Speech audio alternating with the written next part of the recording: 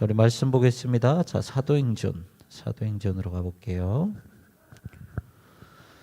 자, 사도행전 17장 10절부터 15절까지.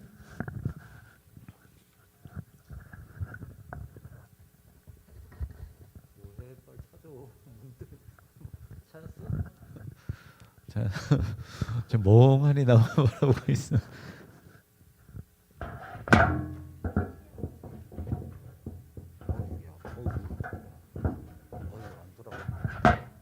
자, 사도행전 17장 10절부터 15절까지의 말씀.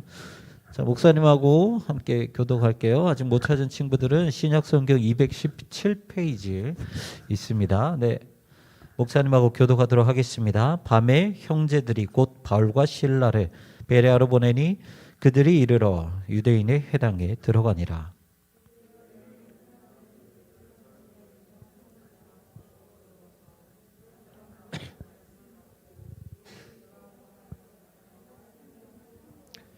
그 중에 믿는 사람이 많고 또 헬라의 귀부인과 남자가 적지 아니하나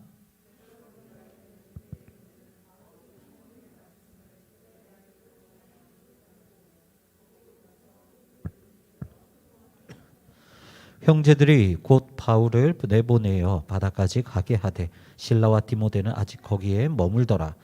바울을 인도하는 사람이 그를 데리고 아덴까지 이르러 그에게서 실라와 디모데를 자기에게로 속히 오게 하라는 명령을 받고 떠나니라. 아멘. 다시 한번 기도합니다.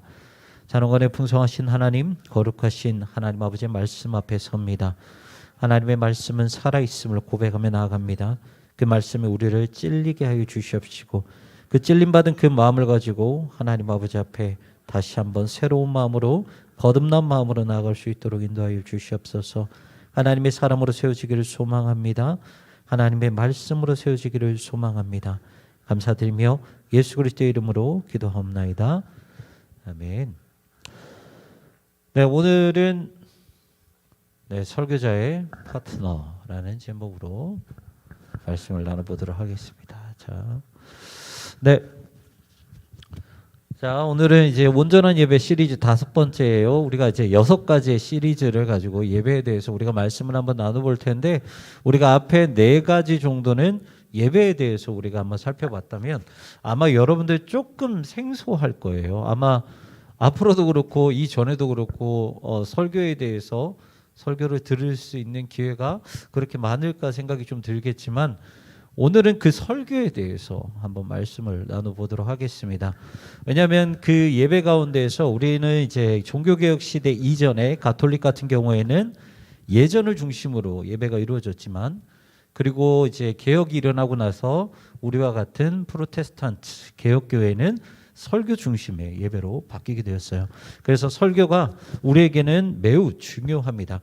여러분들 그 소통이라는 거를 이야기를 할 때, 소통을 할 때 중요한 2사람이 있어야 돼요. 항상 말을 전하는 사람, 말을 하는 사람이 있어야 되고, 그리고 반대로 말을 듣는 사람이 있어야 되죠. 그게 아니면 둘 중에 한 사람이라도 없으면 그냥 혼잣말하는 거예요. 중얼중얼 거리는 거. 자, 그렇게 말씀을 하는 사람과 그리고 듣는 사람이 있어야지만이 바로 소통이라고 하는 거죠. 우리 예배 안에서 소통의 도구로 이제 사용되어지는 것이 있는데, 그게 바로 설교라는 그런 도구예요.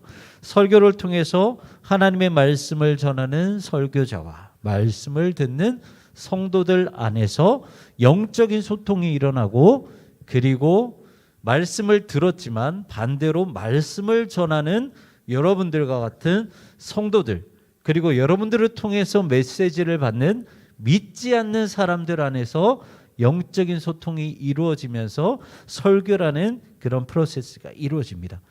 여러분들 성경에도요, 끊임없이 그런 모습들이 반복이 돼요. 우리가 신약의 말씀을 보면 예수님과 사도들이 하나님의 말씀을 끊임없이 선포를 하죠. 그리고 그 말씀과 복음을 듣는 사람이 생기고, 그 안에서 믿음이 발동이 되고 복음이 자라나면서 거기에 교회가 세워지는 그러한 모습들이 신약에서 끊임없이 반복이 되어져 가고 있습니다. 그런데 보통 이렇게 생각을 해요. 설교. 자, 설교를 준비해야 된다. 설교를 가지고 이제 말씀을 전해야 된다. 그럼 보통 여러분들도 그렇고 보통 그렇게 생각을 합니다. 그래서 뭐 그게 나랑 무슨 상관인데? 그렇죠. 보통 설교는 누가 해요? 목사님들 하죠. 전도사님들을 해요. 교육자분들이 합니다. 그러다 보니까 그게 뭐 나랑 어떻게 무슨 상관이 있어서라고 생각을 하는데 처음에 영적인 소통, 자 소통이라고 했을 때 두 사람이 있어야 된다 그랬어요. 말을 전하는 사람과 또 누가 있어야 된다 그랬죠?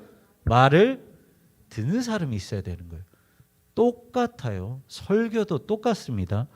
이 설교라는 것이 완성이 되려면 설교를 전하는 사람만 있어서는 되는 게 아니라 설교를 듣는 사람도 잘 알고 열심히 노력하고 훈련되어야지만이 그 설교는 완성이 될 수 있다라는 거예요. 여러분들 목사님이 진짜 끊임없이 말을 해서 여러분들 이제 모르겠어요. 기억하신다면 귀에 딱지가 않도록 들었을 거예요. 청교도 시대에 목사라는 사람들, 설교자라는 사람들은 함부로 설교를 하지 못했어요. 왜 그럴까요? 설교를 듣는 회중들이 성경에 대해서 빠삭하게 알았기 때문이에요. 이거예요. 그랬을 때 설교가 완성이 되는 거예요. 설교를 듣는 사람들 역시나 성경에 대해서 빠삭하게 알았기 때문에 설교자도 열심히 준비해서 설교를 선포할 수밖에 없다는 거예요. 그랬을 때 설교라는 것이 완성이 됩니다. 여러분 이것이 정말 중요해요. 자, 신약을 보면 다시 신약으로 돌아올게요.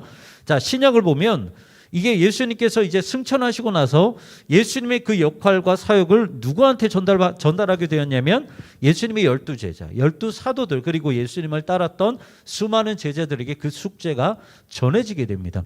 그렇기 때문에 이 말씀을 전해야 돼요. 그런데 이 초대교회에서 끊어지지 않는 그 고질병 같은 문제가 있어요. 계속해서 여러분들 신약을 읽으면 읽을수록 계속해서 반복되는 문제가 있는데 무슨 문제냐면 거짓 교사에 대한 문제였어요. 올바른 하나님의 말씀과 복음을 전하는 사도들이 있는 반면에 자신의 유익을 위해서 성경을 엉망으로 가르치고 복음을 왜곡시키는 거짓 선생들이 있었다는 거죠. 여러분들 그렇다면 하나님의 말씀을 전하는 사도들과 그리고 하나님의 그 복음을 왜곡시키는 거짓 사도들이, 거짓 교사들이 한 교회에서 계속해서 있다 그러면 거기에서 가장 중요한 역할을 하는 사람이 누구일까요? 사도일까요? 거짓 교사일까요? 거기에서 가장 중요한 선택을 하는 사람들은 사도도 아니고 거짓 교사도 아니에요. 그 안에서 말씀을 받아야 할 성도들의 선택이 가장 중요하다는 거죠. 성경에 대해서 빠삭하게 알고 성경을 연구하는 데 있어서 정말 열심을 다하는 사람이라면 당연히 사도들로 인해서 선포되어지는 복음을 따라갈 거예요. 하지만 성경에 대해서 알지 못하고 그냥 내 입맛에 좋은, 내가 듣기 좋은 설교를 원한다면 당연히 그들은 누구를 쫓아가요? 거짓 교사들을 쫓아갈 수밖에 없다라는 거예요. 그리고 그들의 영적인 상태는 무엇을 선택했느냐에 따라서 완전하게 달라진 거죠. 내가 사도들의 그 말씀, 그 복음을 쫓아간다면 나의 영원한 그 영혼, 나의 영원한 인생은 하나님 나라를 향할 수밖에 없어요. 반면에 내가 거짓 교사를 따라간다면 내 영혼은 계속해서 망가질 수밖에 없다는 거죠. 여러분들의 선택이 중요하다는 겁니다. 여러분들이 비록 설교를 전하는 자는 아니지만 여러분들이 설교의 파트너로서 여러분들이 설교에 대해서 빠삭하게 알고 성경에 대해서 빠삭하게 알아야지만이 제대로 할 수 있다라는 거예요. 그렇다면 우리가 이 설교자의 파트너, 여러분과 저가 서로가 파트너가 되기 위해서는 어떻게 해야 될까? 한 3가지 정도만 좀 알아보고 말씀을 나눠보고 할게요. 첫 번째는요, 설교자에 대해서 신뢰를 해야 돼요. 여러분들이 목사님에 대해서 신뢰해야 돼요. 목사님, 여러분들 목사님 신뢰해요? 믿어요? 진짜 믿어요? 저 인간이 말씀대로 살아갈 거라. 자, 목사님하고 계속 이제 같이 사는 분은 이제 듣자마자 웃었어요. 자, 여러분들 목사님 믿어요? 목사님 말씀처럼 살아간다고 믿어요? 그래요. 자, 저도 뭐라고 말을 못 하겠어요. 자, 여러분들 설교의 그 마침표는요, 화려한 언변이 아니에요. 하나님, 저는 다행이에요. 목사님에게서 화려한 언변을 하나님께서 가져가셨기 때문에 목사님 언변으로 여러분들을 죽일 수는 없어요. 그런데 수많은 이제 진짜 말씀을 잘하는 분들은 진짜 언변이 뛰어나요. 말을 너무 잘해요. 그런데 설교의 마침표는 설교자의 언변이 아니라 설교자의 인격과 설교자의 행동이에요.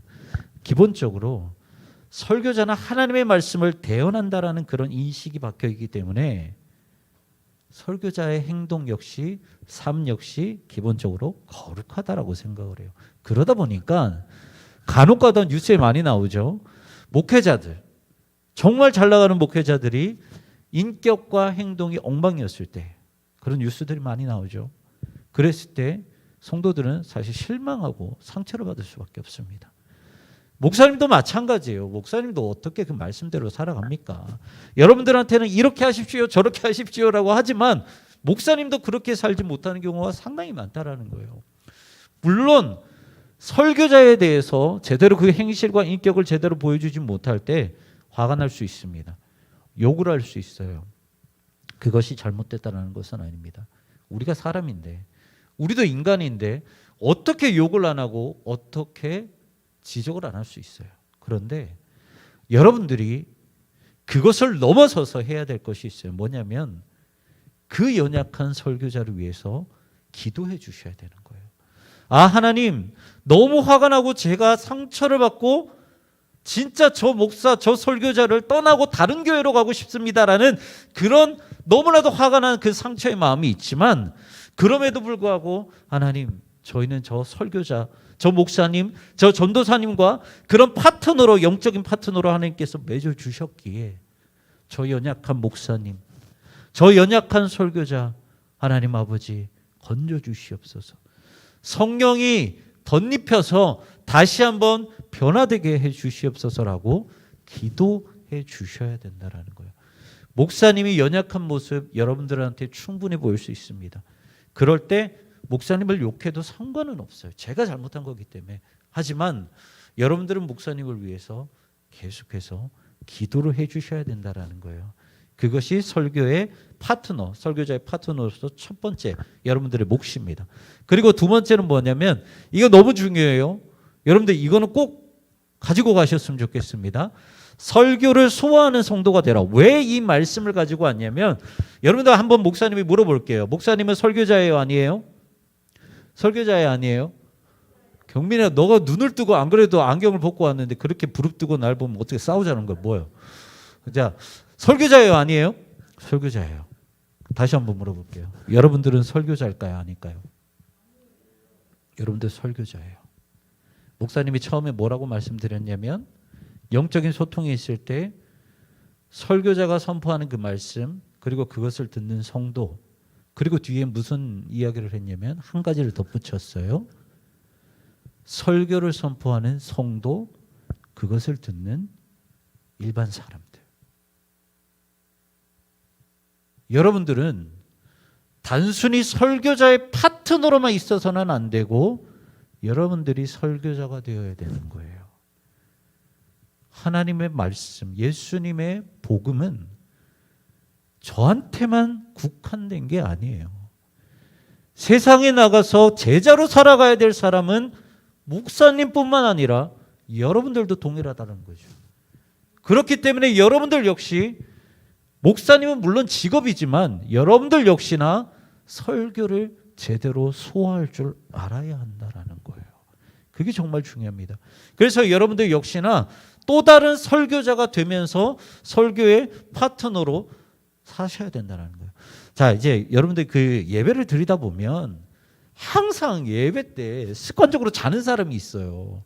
예배 때 계속해서 자는 사람이 있는데 물론 피곤할 수 있죠. 이제 목사님이 이제 예전에 이제 대학생 이제 청년 시절 때 이제 청년부를 담당했던 그 목사님이 이거에 대해서 한번 설교를 하신 적이 있어요. 요약하면 뭐냐면, 자, 설교 때 물론 그 전날 피곤하게 일을 하고 뭐 밤늦게까지 이제 개인적인 볼일이 있어서 피곤할 수 있다. 그러면 주일에 와서 당연히 좋은 건 당연한 거죠.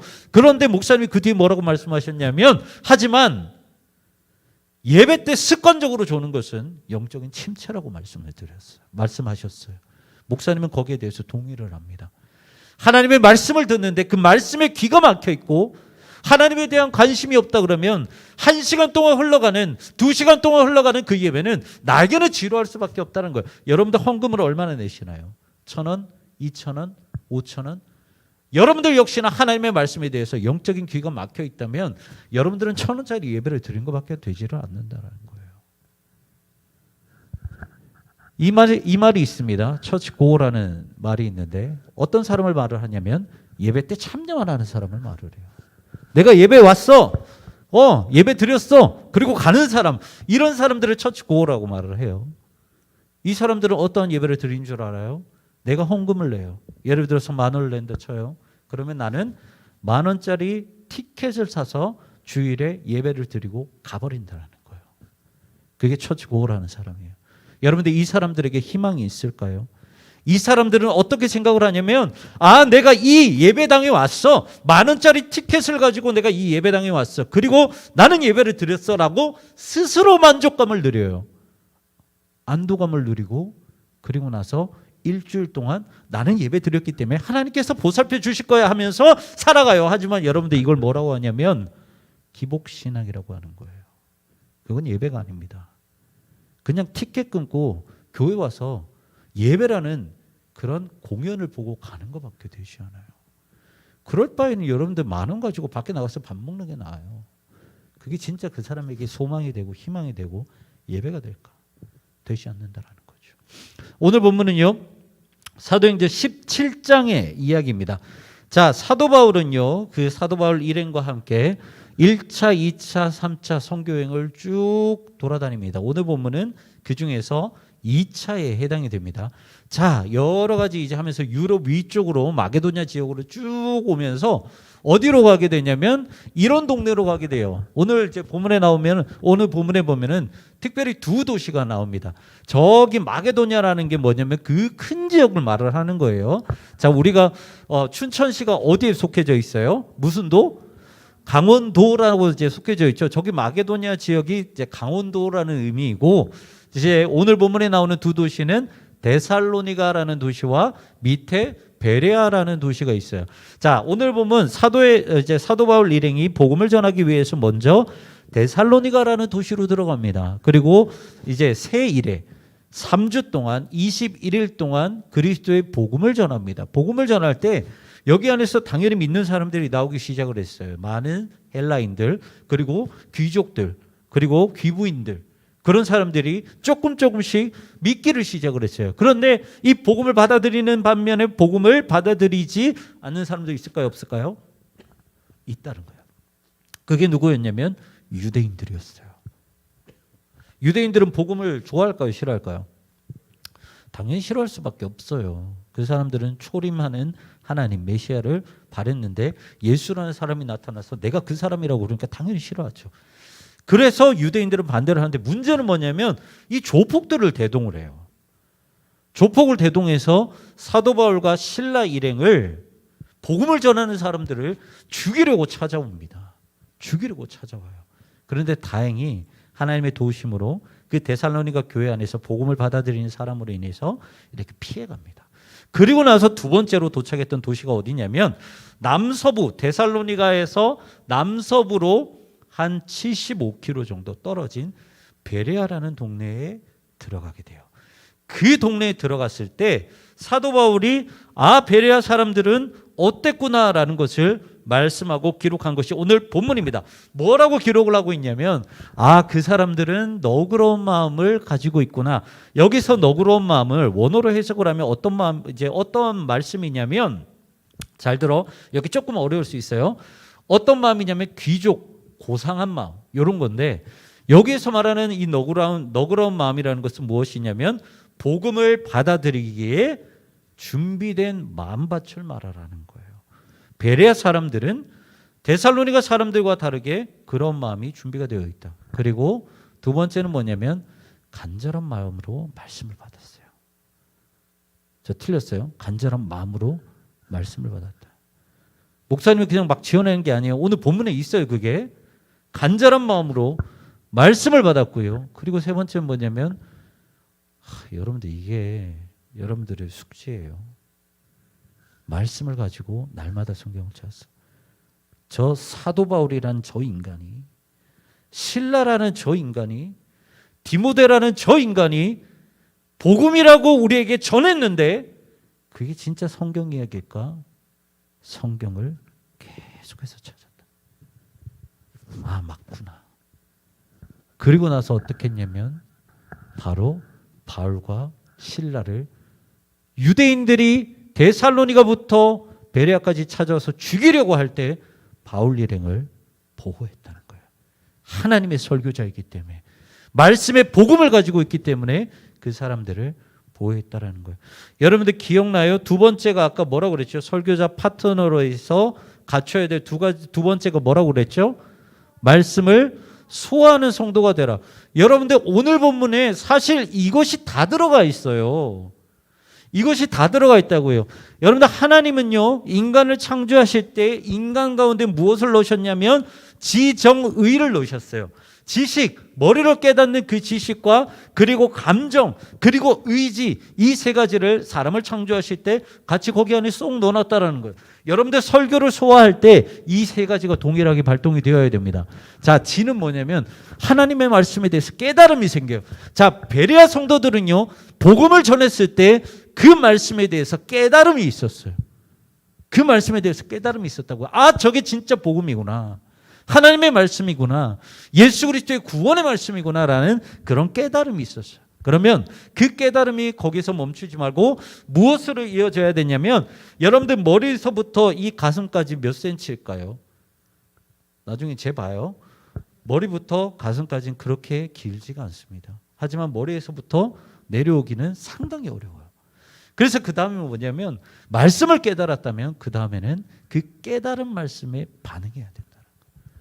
하나님의 말씀에 대해서 알았다면 그 말씀이 진짜인지 아닌지 뜨거운 마음을 가지고 계속해서 연구를 해야 되는 거예요. 아까 베레아 사람들 그랬죠? 이 사람들이 저는 그 말씀이 진짜인지 끊임없이 성경을 찾고 발견을 하고 확인을 했어요. 여러분들도 그렇게 하셔야 됩니다. 목사님이 이 설교를 할 때 그 설교가 진짜 말씀인지 아닌지 여러분들을 돌아가셔서 확인을 하셔야 되는 거예요. 아, 저 인간이라는 그 강동명이라는 그 설교자, 그 목사님이 전한 그 말씀이 진짜 말씀인지 아닌지 여러분들은 하셔야 되는 거예요. 그리고 그 말씀이 진짜였다면 여러분들 안에 뜨거운 열정이 계속해서 일어나야 돼요. 아, 하나님의 말씀을 가지고 어떻게 살아갈 수 있을까? 그게 뭐냐면 마지막 의예요. 내가 하나님의 말씀을 깨닫고 거기에 대해서 뜨거운 마음이 불타올렸다면 이대로 있어서는 안 되겠다.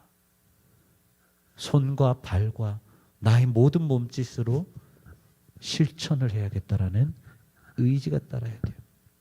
이게 설교를 소화하는 방법이고 여러분들이 설교자로 설 수 있는 방법입니다. 마지막 세 번째예요. 함부로 반응하지 마세요. 네, 함부로 반응하지 마세요. 자, 목사님도 이제 설교를 여러 번 했을 거 아니에요. 자, 목사님뿐만 아니라 아마 거의 대부분의 목사님들이 그럴 거예요. 자, 목사님들이 설교를 할 때 가장 힘이 되는 말씀이 뭘까요? 아멘이에요. 진짜 개똥 같은 설교에도 막 여기서 막 아멘 막 이러면은 그래 한번 해보자 그래요. 이렇게 이 아멘이 힘이 됩니다. 네. 그래서 막 이렇게 막 목사님이 그래서 아멘이 제일 안 나오는 부류가 어딘 줄 알아요? 아멘이 제일 안 나오는 부류가 니들이야, 니들. 니들이요. 그래서 청선사하기 어려운 게 그래요. 하나님께서 목사님한테 무슨 이제 뭐 미래는 뭐 이렇게 사명을 주셨는지 모르겠지만 목사님이 계속해서 진짜 10년 동안 희한하게 중고등부만 맡아왔어요. 그런데 참 전할 때마다 아멘이라는 소리를 거의 못 들어본 것 같아요. 그런데 무엇을 말씀드리냐면 아멘을 함부로 하지 말라라는 거예요. 아멘을 많이 하는 그런 성도님들이 계십니다. 나쁘다라고 평가하는 것이 아니라요. 습관적으로 아멘이라는 것을 선포하고 아멘이라는 것을 외친다면 설교자도 망치고 나도 망치는 지름길이라는 거예요. 내가 무슨 믿음을 가지고 아멘 아멘 선포를 하면 저 인간이 진짜 설교를 잘한 줄 알아. 근데 설교는 대언하는 거지 실력으로 하는 게 아니에요.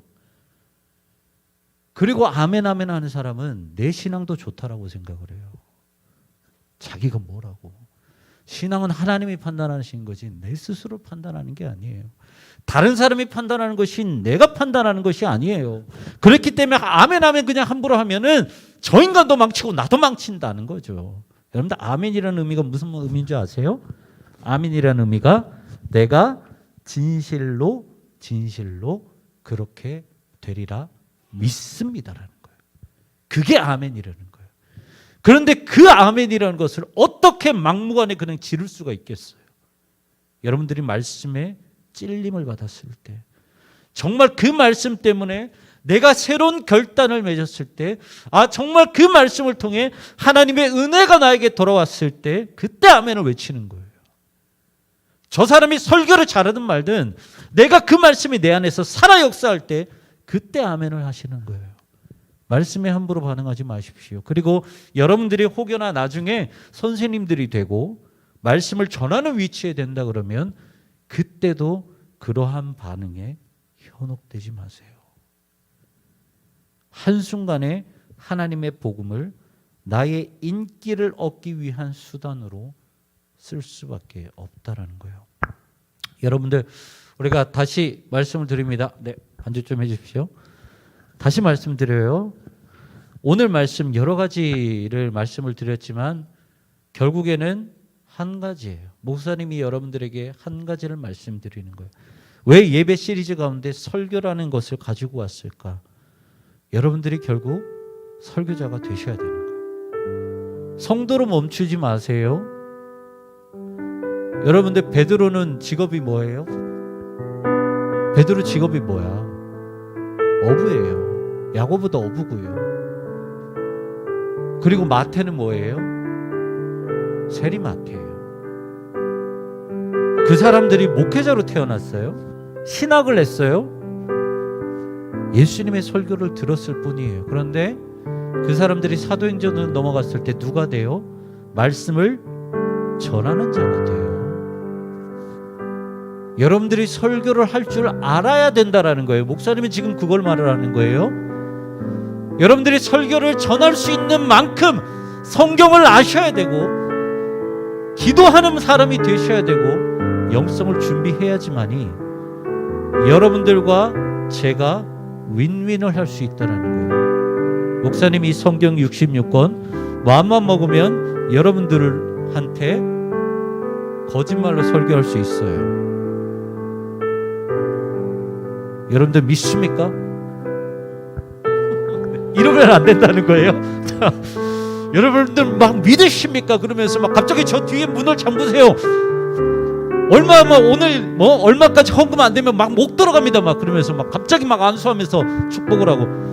여러분들 목사님 여러분들 앞에서 여러 가지 미친 짓을 할 수 있어요. 하지만 목사님도 두려운 게 뭐냐면 이 부족한 입술로 하나님의 말씀을 감히 담았기 때문에 두려운 거예요. 그런데 말씀을 듣는 여러분들 역시나 두려워하셔야 되는 거예요. 내가 과연 이렇게 신앙생활을 하고 내가 설교를 듣고 제대로 소화하지 못했는데 내가 진짜 하나님의 또 다른 설교자로 세워질 수 있을까? 여러분들은 끊임없이 그걸 생각하셔야 돼요. 이 시간 우리 기도했으면 좋겠습니다. 아까 이제 목사님이 찬양을 듣는데 너무 눈물이 나서 저 구석에서 계속해서 눈물을 닦았는데 뭐냐면 이 두 번째 찬양을 들으면서 그랬어요. 주께서 주신 모든 시간은 헛된 것 없어요. 주님의 뜻을 알기 어려워도 다 이유가 있어요. 그리고 마지막 후렴에 뭐라고 되어 있냐면 내 안에 한계를 넘어 일하시는 주, 주님의 그 크신 은혜로 우리를 인도하신다라고 말했어요. 여러분들의 한계가 어디까지인지는 모르겠지만 그 한계를 넘어서서 설교자가 되기를 간절히 구하십시오. 여러분들 때문에 여러분들 앞에 서 있는 설교자가 함부로 설교하지 못하게 하십시오. 그렇게 하셔야 됩니다. 그게 목사님이 살고 그게 여러분들이 살 수 있는 방법이에요. 이 시간 우리 기도했으면 좋겠습니다. 하나님, 우리 모두가 설교자로 세워지길 원합니다. 복음을 가진 그 설교자, 내가 선포하고 내가 그냥 듣는 것으로 마무리하는 것이 아니라 내가 듣는 성도에서 내가 선포하는 설교자로 다시 한번 그 한계를 뛰어넘는 우리가 모두가 될 수 있도록 인도하여 주시옵소서. 이 시간 간절한 심령으로 주님 아버지 앞에 기도하며 나아가겠습니다. 기도합니다.